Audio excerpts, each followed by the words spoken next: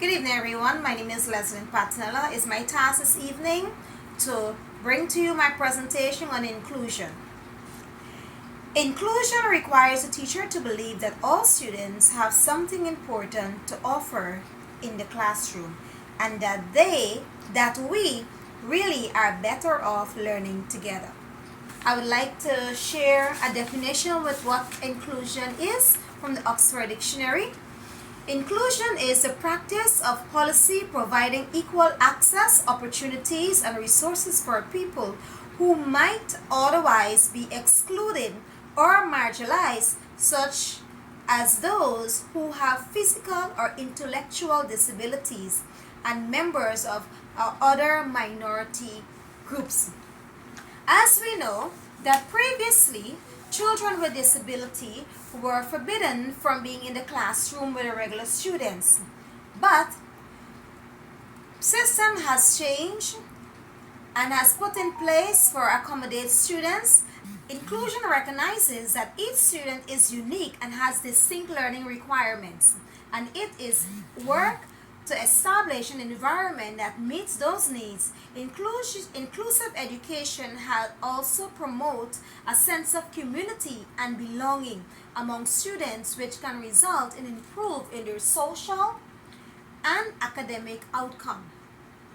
Identifying and addressing barriers to inclusion is the key step to establishing effective inclusivity educational methods. Sorry about that. This include offering additional assistance, resources to children, and providing opportunities for them to learn with their peers.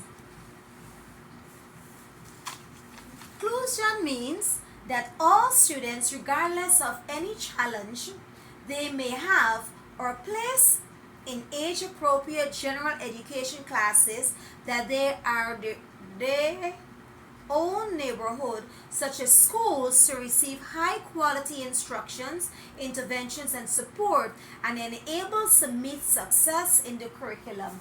Inclusion is not only about education, it's also of making the school friendly, learner friendly for each student, providing braille for those persons who are visually impaired, providing audio tapes for those persons who may have a speech disorder, providing handrails for persons who may have a physical disability, providing ramps for persons who may be wheelchair bound.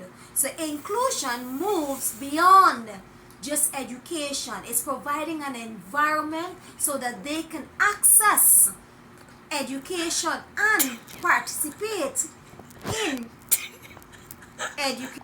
Just as every system and implementation, there will be challenges and there will be barriers. For example, some persons may not want their children to be in the same classroom with persons who may have a disability, for they may think that their child may mimic the child's disability or behavior and behave in that manner. 2. Teachers, training and education. Not all teachers are trained and educated and specialized to deal with children with disability. 3. Curriculum, which will be able to address diverse needs of these students. In concluding, I would like to reiterate that inclusive education might be difficult to execute due to lack of resources. Schools must provide adequate accommodation and support to meet the various needs of students with disability. This can be costly, requiring more personnel, training, and specialized equipment. Another problem in inclusive education is the requirement of teacher training. Teachers must be equipped with the necessary skill and knowledge to properly teach students with impairment. This necessity specifically training, which is frequently not included in teacher education training.